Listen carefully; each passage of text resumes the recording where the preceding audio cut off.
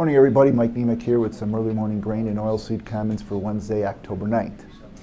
Somewhat of a nondescript trade in the overnight session, not a lot of fresh news. We still have the U.S. government shut down and we continue to wait for more pertinent reports than just private estimators coming out with their ranges of ideas, be it crop progress, exports, and or the USDA monthly reports. The overnight trade, we saw the wheat market down around a penny, the corn up a penny, the bean market down 3 cents, the soybean meal down $3, and the soybean oil market up around 15 points.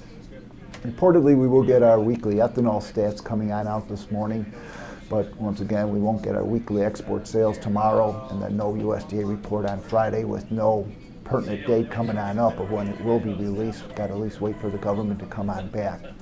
So we continue to rely on yield talk from the farmers and out in the fields as far as harvest progress and or yield. Harvest progress with the weather continues to go somewhat unabated, and we continue to hear these better than expected type yields for both the corn and the beans. So that in itself is something of a non-bullish environment for prices, which when we try to technically bounce the market, we see no follow through, and that should continue to be the case.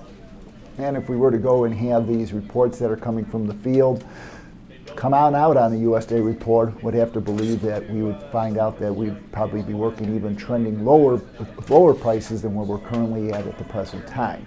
So that's the backdrop that we have as far as not having a government report. One interesting report, however, that did come out this morning was the Brazilian government. They came on out with their expected production numbers for this coming season, as they're now in their early stages of the planting growing season. They're looking at roughly an 88 million ton bean crop this coming year. That's currently where the USDA is at 88 million tons versus the 81 they planted and grew last year. So obviously they're looking to expand. There were ideas, however, the surprise was that there were ideas that some of this bean acreage would come out of corn acreage. And the USDA was currently at a 72 million ton crop, and Brazil's looking at a 78 to almost an 80 million ton corn crop versus the 81 last year.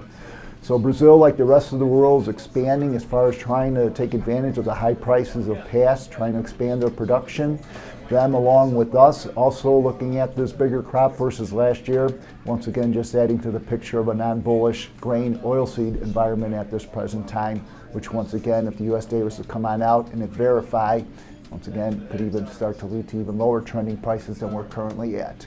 Once again, these are my opinions, not that of ADM or ADMIS. Thank you.